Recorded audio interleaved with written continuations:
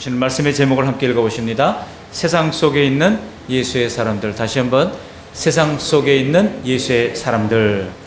오늘 주시는 말씀 본문은 예수님이 고별 설교를 마치시고 위대한 중보기도의 말씀을 하시는 장면입니다. 요한복음 14장에서 16장까지를 우리가 예수님의 고별 설교, 소위 farewell discourse라고 하고요.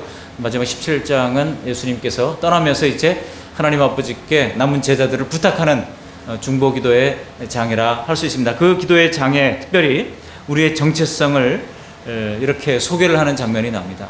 그래서 오늘 본문을 가지고 세 가지 대지로 우리의 정체성이 뭐냐, 신자의 정체성을 함께 생각해 보려고 합니다. 첫 번째, 우리는 세상에 속하지 않은 사람들이라는 거예요. 우리 14절 말씀을 다시 한번 읽어봅니다. 14절, 내가 아버지의 말씀을 그들에게 주었사오매 세상이 그들을 미워하였사오니 이는 내가 세상에 속하지 아니함 같이 그들도 세상에 속하지 아니함으로 인함이이다. 또 16절 함께 읽습니다. 16절, 내가 세상에 속하지 아니함 같이 그들도 세상에 속하지 아니하였사옵나이다. 자꾸 소속을 얘기해요. 소속이 다르면은요, 이게 인생이 달라지는 겁니다. 소속이 우리는 이 세상에 속하지 아니했다는 겁니다. 그것을 우리 하나님께 아뢰고 있는 겁니다. 내가 세상에 속하지 않은 것처럼 나를 따르는 제자들도 넓게 말하면 예수님을 따르는 우리 모두도 세상에 속하지 않은 사람들이라는 거예요. 우리 수마트라 구역에서 함께 기도하는 김병선 선교사님이 1984년에 처음으로 인도네시아를 가서 운전면허증을 갱신하려고 그러는데 뭐 지금은 많이 깨끗해졌다고 그러지만 그때 당시는 더했죠. 공공연하게 뇌물을 관공서에서 요구를 하는 겁니다. 그래서 자기가 뇌물을 줄 수 없는 이유를 두 가지로 얘기했다는 거예요. 첫 번째로, 나는 하나님을 믿는 사람이기 때문에 하나님이 정직하라 그래서 도저히 뇌물을 줄 수가 없고, 또 하나는 나는 자랑스러운 한국인이기 때문에 뇌물을 줄 수 없다, 그렇게 얘기를 했더니 그 사람들이 이런 핑계 저런 핑계 대면서 너무 까다롭게 하더라는 겁니다. 그래서 시험장에 합격을 하고도, 시험에 합격하고 나서도 그 면허증을 받기 위해서 여러 번 관공서에 들었고, 나중에 시험장에 이제 가서 한 달 유효한 임시 면허증을 이제 받는데 몇 개월이 걸렸다는 거예요. 그리고 이제 그러면 1년짜리 면허를 받아야 되는데 1년마다 갱신을 해야 되거든요. 그거 왜 그걸 안 줍니까? 한 달 금방 지나가잖아요. 그래서 또 몇 번을 갔는데 뭐 이런 핑계 저런 핑계 다 안 주다가 나중에 주는 걸 보니까 이미 발급을 다 해놓고 1년짜리를 발급을 다 해놓고 유효기간이 3개월밖에 안 남은 거를 주더라는 거예요. 그래도 뇌물을 안 주면서 끝까지 버텼다. 근데 왜 그랬느냐? 나는 세상에 속하지 아니하였고 하나님의 백성이고 하나님 나라 백성이기 때문에 그렇게 할 수 없다는 것이고, 또 하나는 자랑스러운 대한민국 국민이기 때문에 그때 당시에도 벌써 여러분, 우리나라가 참 여러 면에서 썩었잖아요. 근데 썩은 것이요, 군부대에서부터 썩은 것 같아요. 군부대. 여기 군인 출신이 계셔서 죄송한데요. 제가 존경하는 우리 성신대 총장을 하셨던 우리 손봉호 교수님이 계세요. 이 손봉호 교수님이 서울대 대학원을 다니는 동안에 군대를 늦게 갔습니다. 대학원을 다니는데 군대를 갔는데 어디로 갔냐면은 이제 병참부대를 간 거예요. 병참부대를 이제 군대 늦게 이제 가보니까 이거는 이등병부터 시작해가지고 간부들까지 한없이 그냥 전부 다 이제 군대 보급되는 물품을 빼돌리기에 혈안이 되는 겁니다. 누가 능력 있는 사람입니까? 잘 빼돌리는 사람이 능력 있는 사람이에요. 그래서 너무나 충격을 받고 이래서는 안 되겠다 생각을 하고, 자기가 영문학자가 되려고 하는 꿈을 접고 내가 신학도가 되어서 이제 세상을 좀 바꿔야 되겠다 생각을 하고 미국 웨스트민스터 신학교에다가 편지를 썼습니다. 내가 신학교를 가고 싶은데 목사가 되기 위해서 신학교를 가는 게 아니라 보니까 한국 사람들 교육을 통해 가지고 이 바른 윤리 교육을 시키기 위해서 내가 교육을 시키려면은 신학을 좀 알아야 내가 교육을 시키겠다. 그래서 내가 가려고 그런다. 그래가지고, 그렇지만 나는 지금 돈은 없다. 포항에서 올라와가지고 이제 서울에서 생활하는데 돈이 없다. 그랬어요. 그랬는데 답장이 오기를, 한국에 우리 교단에서 파송한 선교사님이 있으니 그 선교사님한테 가가지고 면접을 보라 그래요. 그래가지고 가서 면접을 보고, 그랬더니까 풀 스칼라십을 받고 이제 미국의 웨스트민스터 신학대학원을 졸업하고 나중에 화란에서 또 유학을 하고 하면서 한국에 와가지고 서울대 교수로 있으면서 후학들을 가르쳤고, 또 기독교 윤리실천운동의 또 대표가 되어서 또 열심히 지금도 사역을 하고 있는 가운데 있습니다. 여러분, 우리나라가 참 그러고 보면은 그 양심의 바른 소리를 내는 사람들, 소수의 사람들 때문에 지금 이만큼 변화된 거예요. 앞으로 점점 달라지리라고 믿습니다. 여러분, 신자의 정체성은 세상에 속하지 않은 사람들입니다. 여기 세상이라고 하는 단어, 코스모스라고 하는 헬라어가 사용되어졌는데요. 이 단어는 우리가 잘 아는 단어입니다만은, 그러나 이 단어를 문장 속에서 사용할 때는 문장 속에서 이해를 하는 것이 중요합니다. 그래서 이 본문의 세상은 물질적인 세상, 하나님이 창조한 피조세계로서의 세상을 말하는 것이 아니라 마귀의 지배하에 있는 하나님의 뜻을 거슬러 사는 세상을 말해요. 이런 똑같은 코스모스가 사용된 단어가 이제 성경이 요한일서 2장 16절에 있는데요. 제가 읽어드리겠습니다. 요한일서 2장 15절 이하 17절까지를 읽어드립니다. 이 세상이나 세상에 있는 것들을 사랑하지 말라. 누구든지 세상을 사랑하면 아버지의 사랑이 그 안에 있지 아니하니 이는 세상에 있는 모든 것이 육신의 정욕과 안목의 정욕과 이생의 자랑이니 다 아버지께로부터 온 것이 아니요 세상으로부터 온 것이라. 이 세상도 그 정욕도 지나가되 오직 하나님의 뜻을 행하는 자는 영원히 거하느니라. 아멘. 여기만 이런 말씀이 있겠습니까? 요한일서 5장 19절은 이렇게 말합니다. 또 아는 것은 우리는 하나님께 속하고 온 세상은 악한 자 안에 처한 것이며 라고 말씀하고 있습니다. 우리는 하나님께 속한 자입니다. 여러분, 우리는 그 속에서 하나님께서 불러내셨습니다. 세상 속에서 불러냈어요. 그래서 여러분, 이 성도를 헬라어로 원어로는 에클레시아라고 그러지 않습니까? 우리 성도를 에클레시아라고 부르는데, 에클레시아라고 그러는 말이 에크가 out of 이런 뜻이에요. out of, from out of. 그러니까 무엇으로부터라는 뜻이고, 클레시아라고 하는 것은 칼레오라는 말이 불러내다는 것입니다. 세상으로부터 불러내어서 모아놓은 사람들, 이게 성도예요. 그렇기 때문에 우리는 세상에 속한 사람들이 아니라 세상으로부터 구별되어 불러낸 그런 사람들이 바로 성도들이라고 하는 것입니다. 그래서 예수님께서 기도를 하실 때 이 세상에 속하지 않은 제자들을 하나님께서 보존해 달라고 기도하고 있는 것이죠. 그래서 오늘 본문에 이제 요한복음 17장 14절에 또 16절에 우리 제자들도 세상에 속하지 아니하였다라고 말씀을 분명히 하고 있는 것이고, 또 빌립보서 3장 20절에 보면은요, 사도 바울이 기도하기를 우리의 시민권은 하늘에 있다 그런 말씀을 하고 있습니다. 우리의 시민권은 하늘에 있는지라 거기로부터 구원하는 자 곧 주 예수 그리스도를 기다리노니 라고 말씀하고 있습니다.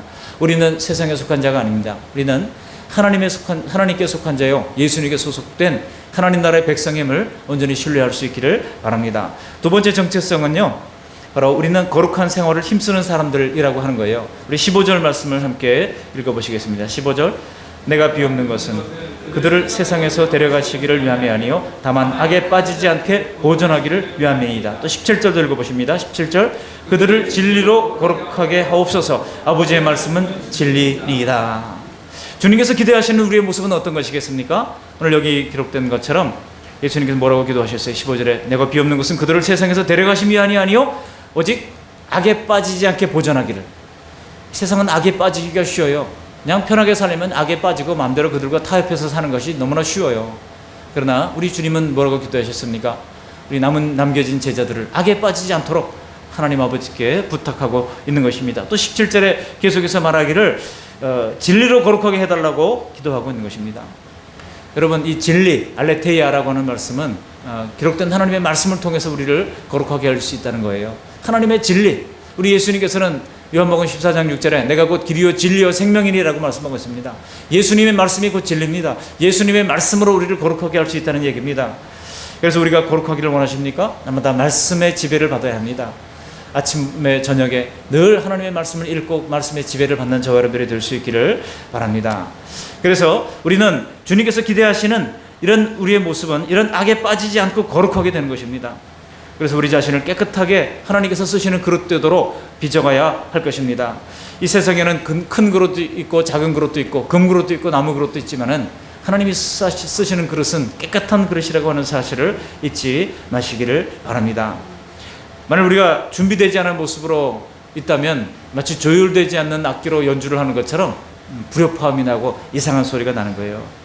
그래서 우리는 날마다 거룩으로 준비되어서 주님 앞에 쓰임받는 저와 여러분들이 될 수 있기를 바랍니다. 세 번째로 우리의 정체성은 뭡니까? 우리는 그러나 세상으로부터 불러내가지고 우리끼리 게토 그룹을 형성해가지고 우리끼리 잘 먹고 잘 살고 우리끼리 거룩하고 그렇게 하라는 것이 아닙니다. 세 번째 정체성이 바로 세상에 보냄을 받은 사람들이라는 거예요. 이게 중요합니다. 우리 20절 18절 말씀을 함께 읽어보시겠습니다. 아버지께서 나를 세상에 보내신 것 같이 나도 그들을 세상에 보내었고, 이 보내다라고 말하는 말이 미토라고 하는 라틴어로 말하면 미토인데요. 여기서 미션이라는 단어가 나옵니다. 보내다라고 하는 것이 선교예요. 하나님이 예수님을 보냈습니다. 예수님이 이 땅에 선교사로 오셨어요. 또 예수님은 제자들을 세상으로 보냅니다. 세상으로 선교사로 보낸 것입니다. 그렇기 때문에 우리를 교회로 보낸 게 아니에요. 우리를 어디로 보냈어요? 세상으로 보낸 것입니다.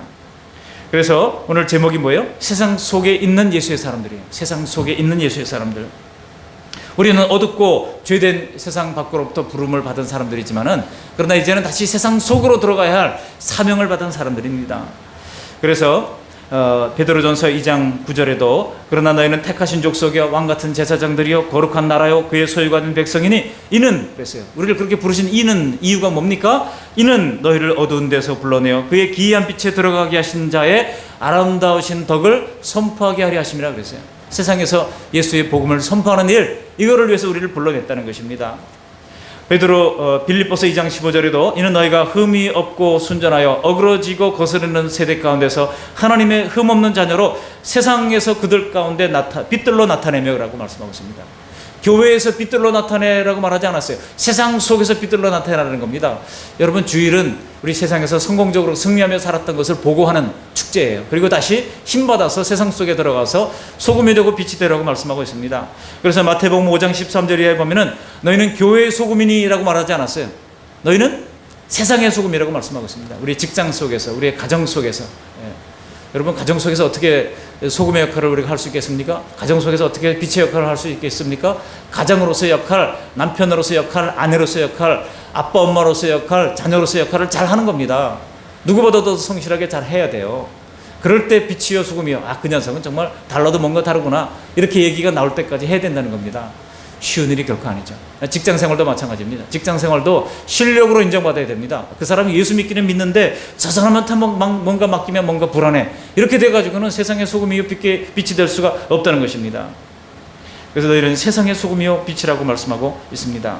예수님께서 마가복음 16장 15절에 너희는 온 천하에 다니며 만민에게 복음을 전파하라 그랬어요. 온 천하에 다니래요. 그러면 예수 믿는 사람들이 이 말씀을 실천하느라고 어디나 전국 가보면은요, 우리 한국 사람들이 특별히 열심히 잘 돌아다녀요. 어디나 가면 한국 사람들이, 제가 싱가포르에 있을 때 거기 센토사라는 섬에 가보면은 선인장이 막 있거든요. 선인장 뒤 보면은 거기에다가 철수 왔다 갔다 써놨어요. 야, 한국 사람들 그 선인장 이파리 뒤에도 거기다가 표기를 해놓고, 대단한 민족입니다. 저 그리스 파르테논 신전 가면은요, 거기 벽에다가 또 긁어놨어요. 누가 누구를 사랑한다고 또 써놨어요. 대단해요. 한국 사람들 어디나 흔적을 남기기를 좋아하는 민족. 근데 여러분, 대부분이 여행들 많이 하시는데요, 여행하는 사람들의 종교를 구분해 보면 기독교가 제일 높다 그래요. 기독교가. 왜 그렇게 기독교인들이 많이 돌아다니냐 그러니까 예수님께서 온 천하에 다니며라고 했기 때문에 돌아다니는 걸 참 잘해요. 어디 절에도 가면 우리 예수 믿는 사람들 와가지고 그냥 거기 돌아다니면서 절에 가는데 왜 이렇게 또 돈을 내야 돼 하면서 불평하는 사람들, 대부분 예수 믿는 사람들이 많아요. 어디든지 돌아다니면서 해야 할 것은 우리가 불평할 것이 아니라 이 세상을 밝게 해야 됩니다. 그 속에서 예수의 복음을 증거해야 하는 것입니다. 그러니 여러분, 이 일이 쉽겠습니까? 이게 쉬운 일이 아니죠. 내 힘으로 할 수 있겠습니까? 내 힘으로 할 수 없습니다. 그래서 우리가 끈기가 필요하고 인내가 요구되는 거예요. 우리 예수님께서 마태복음 24장 14절에 너희가 내 이름을 위하여 모든 사람에게 미움을 받을 것이나 나중까지 견디는 자는 구원을 얻으리니 그랬습니다. 그래서 인내가 필요한 것입니다. 세상 사람들이 기독교에 대해서 적대적인 이유가 뭡니까? 그 사람들이 얘기하는 거 보면 기독교가 너무 독선적이다, 기독교가 세상과 타협하지 않는다, 이렇게 막 주장을 합니다. 그렇기 때문에 여러분, 신앙 때문에 가족들과도 불화하는 경우들이 많고, 제가 중국에 있는 어떤 선교사님이, 사실 저도 잘 몰라요. 그런데 장문의 편지를 계속 메일로 올립니다. 아마 저랑 어떤 연결된 다른 분이 아마 이렇게 연결해가지고 저한테 편지를 보내는 것 같아요. 근데 중요한 것은 제가 기도하게 된다는 겁니다. 계속 편지를 보내니까. 근데 편지 페이지를요, 제가 가끔 인쇄를 해서 여기도 테이블에 놓고 보는데요, 기도 편지가 40장이에요. 40장. A4 40장씩 돼요. 그래서 어떤 때는 이거 그냥 이면지를 통해 가지고 이거를 복사를 해서 봅니다. 쭉 읽어보면 너무나 은혜가 돼요. 이분이 그 설상, 그것을 40몇 번째 올라갑니다. 고산병에 걸리면서까지 올라가면서 그들에게 복음을 증거하고 사랑을 전하고 장학금을 주고 하는 일들을 계속하고 있습니다. 여러분, 근데 그분이 기도 제목이 나중에 온 걸 보고 제가 충격을 받았어요. 야, 이분이 그 중국 사람들을 그렇게 사랑하는구나. 이제 티베트 쪽들, 그죠? 티베트 쪽 고원에 있는 그 티베트 쪽 종족을 그렇게 사랑하는구나 그랬는데, 기도 제목이 보면 아직도 믿지 않는 부모님과 가족들을 구원해달라고, 형제들을 구원해달라고 제가 충격을 먹었어요. 아니, 그렇게 열심히 중국 민족을 사랑하는 그 사람이 자기 부모님이 아직 예수 안 믿고 형제들도 예수 안 믿는다는 거예요. 이게 선교사로서 얼마나 큰 짐이겠습니까? 그걸 위해서 기도해달라고. 우리 박천민 선교사님도 우리 형제들이 아직 예수 안 믿잖아요. 그걸 위해서 늘 가슴에 돌처럼 짐을 지고 있습니다. 그러니 여러분, 예수 믿는 것 때문에 때로는 가정에서도 우리가 어려움을 당할 때가 있어요. 이게 큰 영적 전쟁입니다. 그러니 여러분, 이것은 끝까지 인내하면서 이 영적 전쟁을 잘 감당해야 하는 것입니다. 마태복음 10장 22절에 또 너희가 내 이름으로 말미암아 모든 사람에게 미움을 받을 것이나 끝까지 견디는 자는 구원을 얻으리라 그랬어요. 끝까지 견디는 것이 중요합니다. 우리를 핍박하는 사람들에게 우리가 같이 그들이 화를 낸다고 같이 화를 내면 안 됩니다. 지혜롭게 대처해서 그 진실함이 그들을 감동시키고 나아가 그들의 마음문을 여는 계기가 되어야 하는 것입니다. 그리고 이와 같은 지혜와 능력을 얻기 위하여 주님의 도우심을 구하라고 말씀하고 있습니다. 핍박과 고난이 닥쳐올 때 자신의 처지만 생각하고 자신의 능력만을 생각하면은요, 내 능력이 얼마나 약합니까? 좌절할 밖에 없어요. 절망밖에 없습니다. 그러나 하나님의 말씀을 붙들고 간절히 기도할 때에 주님은 반드시 우리를 지켜주시고 더 나아가 능력 있는 삶을 살도록 인도하시고 세상을 변화시키는 그런 능동적인 삶을 살 수 있도록 인도해 주실 줄로 믿습니다. 오늘 세 가지 말씀을 드렸습니다. 우리는 세상으로 보냄을 받았습니다. 그래서 우리는 세상에 있지만 세상에 속하지 않습니다. We are in the world, but not of the world라고 말씀하고 있습니다.